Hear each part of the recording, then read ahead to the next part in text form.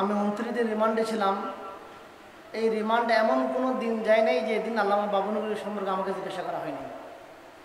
বলা হয়েছে যে আল্লামা বাবুনগরী 200 কোটি টাকা 300 কোটি টাকা কোথায় রেখেছে তোমরা জানো, বলো। ওনার টাকা কোথায় রেখেছে বলো। আল্লামা বাবুনগরীর পাকিস্তানের গোয়েন্দা শাস্ত্র ওনাকে 200 কোটি টাকা দিয়েছেন, এই টাকাগুলো কোথায় রাখছে এগুলো আপনারা জানেন, আপনারা বলেন। প্রত্যেক দিন এই ধরনের বিশ্রী বাজে বাজে নানা ধরনের আমাদেরকে গোয়েন্দারা প্রশ্ন করত।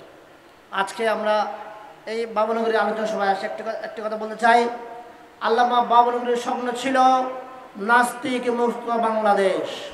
আলহামদুলিল্লাহ, হাসিনা মুক্ত বাংলাদেশ হলে এখন নাস্তিক মুক্ত বাংলাদেশ হয় নাই। আগামীতে আমাদের স্লোগান হবে, প্রয়োজন আরেকটি মুক্তিযুদ্ধ হবে, যেই মুক্তিযুদ্ধ থেকে বাংলাদেশ ইনশাআল্লাহ নাস্তিক মুক্ত বাংলাদেশ করা হবে।